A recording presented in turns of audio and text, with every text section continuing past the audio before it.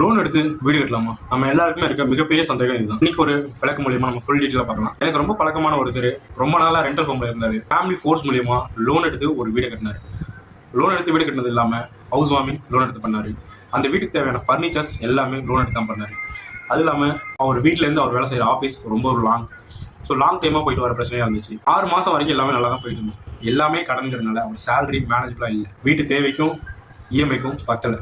6 மாதம் கழிச்சு இஎம்ஐ கட்டுறதுக்கு ரொம்ப ப்ரெஷராக இருந்துச்சு. இயர் வரைக்குமே அவரால் இஎம்ஐ கட்ட முடியலனாலும் கடனை வாங்கி கட்டியிருந்தார். இந்த கடன்லாம் ஒட்டு மொத்தமாக சேர இஎம்ஐ கட்ட முடியல. இந்த நிலைமை அவருக்கு இப்பயே இருக்கு. நம்ம ஒரு லோன் எடுக்கிறோம், லோன் வாங்கி வீடு கட்ட போறோம்னா 20 வருஷத்துக்கு அது இருக்க போகுது. அப்படின்னா அந்த சேலரி நம்மளோட சேலரிக்குள்ள அது மேனேஜபிளா நம்மளால கட்ட முடியுமா அப்படிங்கிறத நம்ம முன்கூட்டியே நம்ம திட்டமிடணும்.